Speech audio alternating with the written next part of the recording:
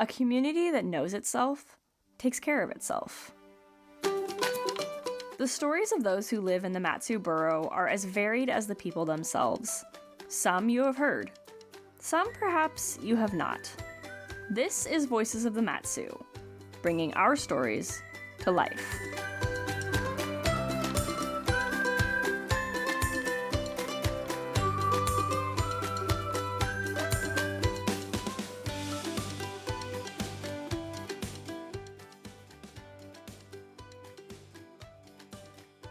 I'm Emily Forstner, your host today with Voices of the Mat-Su. Throughout this program, we talk a lot about community, the what's, the where's, the who's, and why's of those smaller groups within our community. With every episode, we get to know each other just a little bit better. And I'm reminded that the Mat-Su is a kind and caring community that's good to each other. Today's episode we call Doing Something Wonderful. We connect with two people whose work connects and engages with the public far beyond their imagination. One with public art and one with a public forum. It's a story about people who, with a swatch of paint and a tip of a pen, brighten our world. Two people doing something wonderful.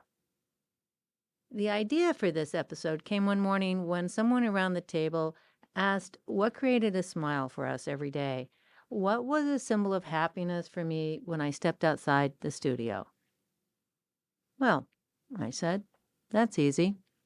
I love looking forward to seeing the windows painted, and my favorite part are the newer ones with the glitter. It's really cool to see them all. You know, the painted and decorated windows on Alaska Street, the main street in downtown Palmer. I love them. Everyone loves them. They're something wonderful.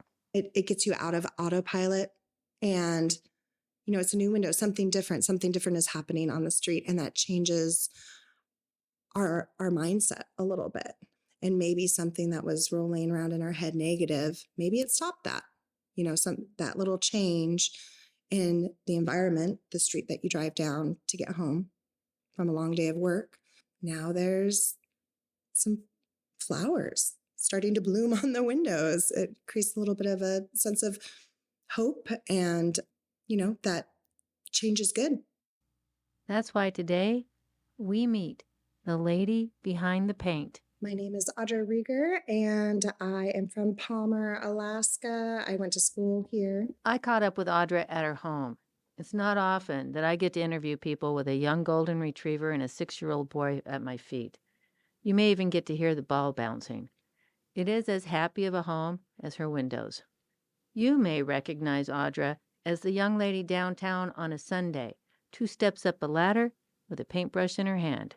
But why does that make them so happy? I've been thinking about that recently, and it's the placemaking that it creates. We all want to feel that. It creates a home for our community, that feeling of home. With the placemaking, like the Palmer Water Tower, it's so photographed, and it's a symbol of Palmer. That looks like Palmer, that feels like Palmer to people, and that creates a feeling and that permanence. I have always loved art. In high school, you could have found Audra right through the front doors of Palmer High School, down the hall, and in the art room. I had Miss Arno as my art teacher, as many of my generation did. She was wonderful, an amazing art teacher. So it doesn't come from nowhere. We do have to have instruction. We have to have these wonderful people in our lives. But I did not go to college to be an artist. It's funny how you see this foreshadowing when you look back at your life. My first window was in my apartment. And I did a Christmas window. I think I did an angel. And a lady that lived a couple doors down saw it. And we ended up in a college class together. And she said, you should really start doing nails. You're very artistic. You heard it here first. Audra's career in public art started with fingernails and wine glasses. First, I got the idea of me painting windows because I started with painting wine glasses and oil dispensers for retail. I honestly saw it at a bazaar one time, and instead of purchasing it, I thought, oh, I'm going to do my own. I'm pretty crafty. I can maybe make that. And it turned out pretty good. I started selling them, and it was a nice little side business that I enjoyed. It was just, relaxing, just more for me than anything. Audra is talking about Fireside Bookstore on Alaska Street. This was her first official storefront window. Just a holiday theme. I just did white, some rolling hills, very simple. My first one, and I realized quickly, large scale is so much different than my hobby painting on canvases or drawing. So that was a little bit of a learning curve, but it kind of took off. It just kind of worked its way down the street. My favorite window is actually one of the last windows I did on Non-Essentials. I really love the large irises that I painted. I like the value in the color. I love the depth. I love the glitter that I'm putting on everything now. That started with Arctic Winter Games. And they asked me to do some window painting, beautify the town for the Arctic Games, give me a few parameters. They want our colors, but then the glitter seemed to go really well with the Northern Lights, and that's staying. It brings me a sense of calm, a sense of satisfaction, and that's why I paint. They vary, they kind of vary all the time. And when I see them, it's always usually on something that's sort of topical. Like, recently there was Arctic Winter Games, and there was an Arctic Winter Game theme, and sometimes there's like a holiday theme, and it always just kind of brightens my day. Public art is just so important. The main takeaway for me with public art when I visited other cities, and what I'm seeing, why people stop and tell me how happy my simple window painting makes them, I'm just blown away by that. Just how many responses people will stop and get out of their car and walk down the street just to tell me how happy the windows make them. I'm like, window painting, who knew? Who knew that was the ticket to happiness? Audra is starting to stretch out her painting beyond just windows. The wall-sized mural on the east wall of the Palmer City Hall, she painted that too. People will stop and take pictures. People I've seen, they're kind of hot rod cars, they're their motorcycles, prom pictures. People like to stop and take pictures. They'll stand at 50 below and take a picture next to the Palmer mural. I think it creates a connection with the town, and that connection is a type of ownership. It's their picture with the Palmer mural. They're making a connection with the art. So, and therefore the town, it creates ownership of the town, which maybe that concept, I'm not sure. I haven't been educated in this aspect, but maybe that ownership, that connection, that's what lowers crime rate with public art. Maybe that's the connector, because that's a fact. That is a fact. We can say that public art reduces crime. Just think of it. There's not a dumpster that couldn't use a coat of paint and some art on it. Like, why can't we make that beautiful? That's on every block. And as far as the walls? There's a lot of beige walls in Palmer. I did tell. They are calling my name. Now that's a thought. Audra could start a whole new business just covering the beige. My windows and murals are a business. And I do think it's a little funny when people ask me that, and I try to just take it with a grain of salt. Nobody means anything by it. But that's also a question I get asked a lot, like, do you get paid for this?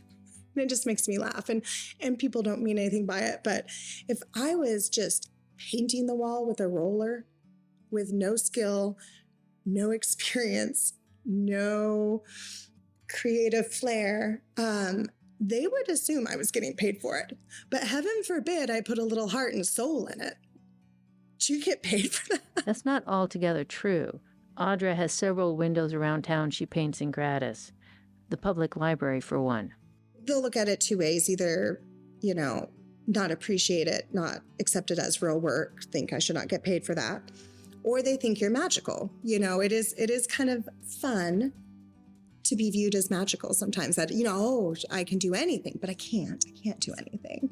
But people think that you can paint anything. For Audra, there's nothing like making people happy with her art.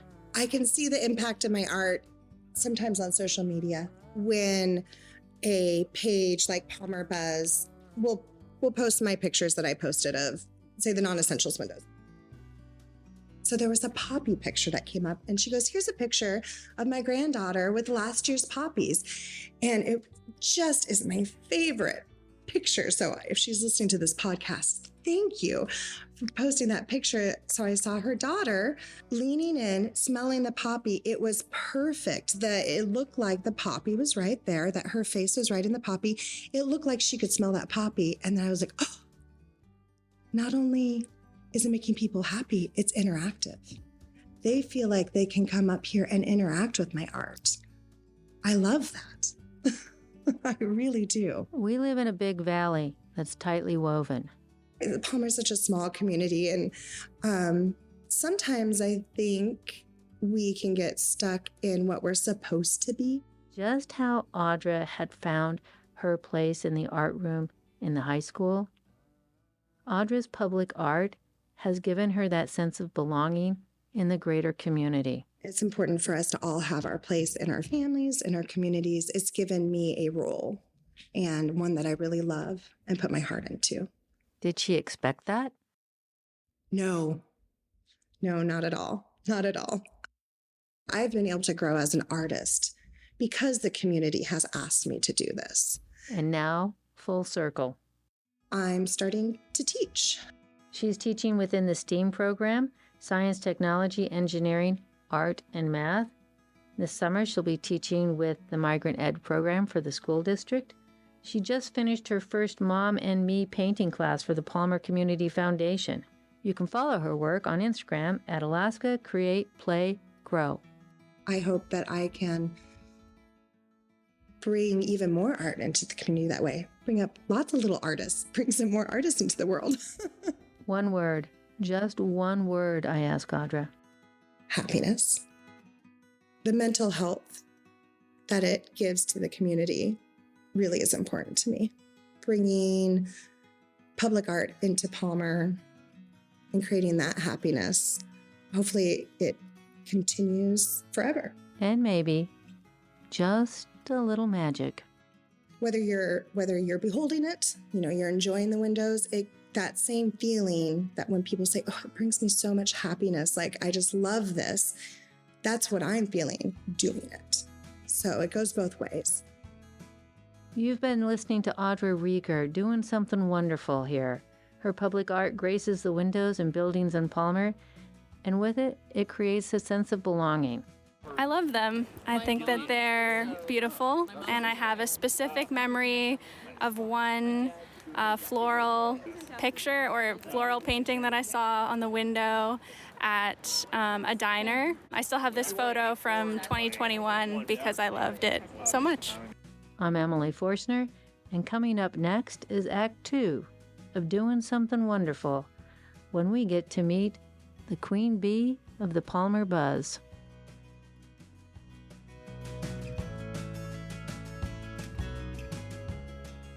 Ah, yes.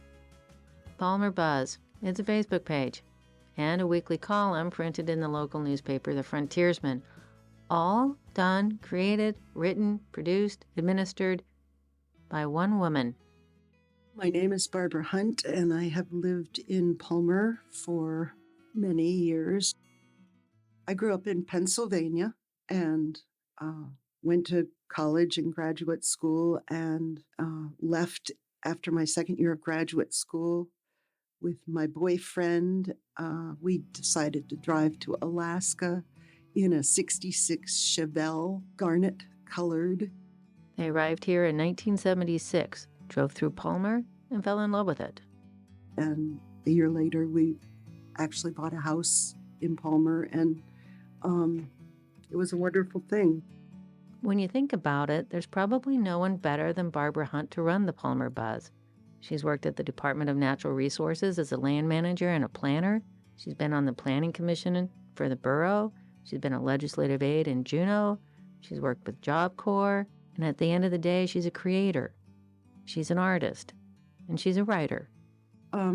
There's not a simple answer. I think when I explain the buzz, that will explain it, but it's just a very sweet, sweet community. And it's surrounded by sweet mountains, and that combination is hard to beat. The buzz has been around on the social media site since 2016. I like the word buzz, and, Palmer, Alaska buzz, it just seemed to fit. And I really did not plan the thing, but in 2016, when I set it all up on Facebook and decided, okay, we're going to go for this. And I decided early on, this entity that I'm making is not going to dwell on politics, because that was part of the reason I made it, is I wanted something that looked beyond that political spectrum that was causing everybody such headaches and angst. And at some point in time, I just decided this is not real life. We need to go back to what's important.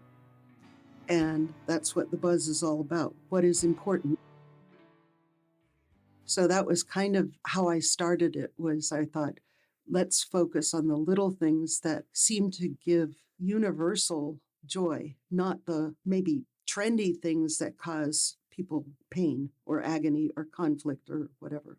It was like we kept forgetting what was important. And you have a choice of letting those things lead you or putting them in their right place. And that desire to get back to the good stuff in life was stronger than, I guess, my political views. As a result, you won't find politics in the Palmer Buzz, not on the Facebook page or the newspaper. You just won't. Palmer Buzz has quite a following. As of this week, it has, wait for it, 38,733 followers. And every week, there's at least 1,000 people in wait. To be accepted to the Buzz isn't hard. You have to agree to follow the rules, and you have to have some connection to Palmer. Out of the people that want to join, I'd say at least 50% are not approved because they don't have connection to Palmer. We get people that their children live here, or they want to visit, or they're moving here or something. And so if there's a connection like that, it's fine, unless they say, I want to sell my stuff in Palmer. They will not be approved. It takes Barbara about 4 to 5 hours a day to moderate content and accept the followers. It's a rule I made early on, or a guideline I made early on, and I actually wrote it down. It says, I consider the Palmer, Alaska Buzz to be our community living room. And frankly, you got to keep your feet off the couch in this living room, and you got to mind your manners. And if this bothers you, please move on to another page. And I know when I wrote that, I was trying to just make a cute metaphor, but it is important that when you're dealing with people you don't know, or your community at large, you have to have respect. You just have to be kind and open. She means it too. Either Barbara or one of the 2 other people who help her moderate the page, they'll kick you off if you break the rules of the living room. And that includes swearing and calling names. No Palmer Buzz for you, ever. And at the same time, there are several people that have been approved that can just post without any approvals. There's probably about 25. They aren't necessarily people I know personally, but their posts have been they're full of quality, and they're full of the spirit of community. Facebook actually took note of the popularity of the page and reached out to Barbara.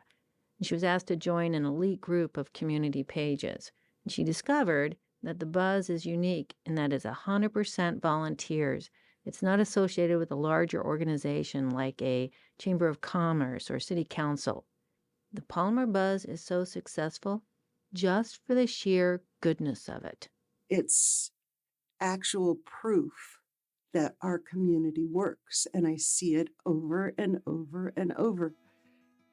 Even if it's lost keys, a set of lost keys, people look at that and they go, oh, what? I did see keys, or I know where you can get a key fixed, or I'm going to go down and look in that field. These are people that are not really connected, but it's a community thing. If there's a request on there for help, and I don't care what kind of help it is, it gets response. There's something unselfish about this. And that, I think, is the appeal. It's like nobody's getting money off of this. Nobody's getting rich off of this. I like it because of the diversity of people on there and because Barbara, the administrator, puts in so much time and work to keep it respectful. It's not that people aren't rude on there, but she catches it fast and deletes it. And so it's a respectful space. If you look at demographic immigration to Palmer or the Valley over the last 20 or 30 years, the in-migration is pretty strikingly high. So that means people chose to move here. They didn't necessarily start here or grow up here, but they made a deliberate choice. So when people choose a community, that's kind of putting your money where your mouth is. And I believe what happens is by choosing to move to a community, you want to hedge your bet a little bit and make sure that community is solid. So that's when people start reaching out and helping one another, because that's one of the reasons they moved here. Oh, I love the Palmer Buzz. The pictures are all beautiful, and there's always great resources and connections if you need anything. What I've seen in the past is that huge connections are made. If they don't know that person, they know the neighbor or they know the nephew or something. So seeing those connections is really, really wonderful. The people that need help finding their dogs or their horses or their donkeys. I mean, everything has been lost in this town at least once, and seeing those things come back together is really wonderful. It's the little things. Who lost this garbage can? I mean, the teeny tiny small things, all the way up to the big things like the library collapsed, or, there's a fire in the butte, or the wind. Oh, yeah. Can't forget the wind. And that's another thing, is weather is a huge character. But one night, I was on the buzz monitoring it. It was about midnight. I tend to stay up late and was just kind of going through and doing stuff. And this one post came up, and it was a person that I did not recognize. And they said, "I'm very scared," period. That was the post that came up. And I saw it and I thought, okay, do I approve this? I decided to approve it. And I immediately responded to it and said, "Are you in some trouble? Are you in need?" I didn't know who this person was. And the person wrote back and said, "Yes, I work at Fred Meyer's and I'm walking home and it's very late and a car is following me." And I'm thinking, okay, this is not social media stuff. This is Palmer Police. Let's do it. So I immediately called the police, and then I talked to the person who was making the monitor, and I said, "The police are going to be with you shortly." And although I don't want the buzz to become that forum, and I thought, I'm glad it was there, but I would never advise anyone to do that. But there are times when all of a sudden I see that something has made a difference on it. Maybe not the difference I wanted it to make, or I had planned on it, but it served a very important function at the time. It's wonderful for me. Would you miss it if it was gone?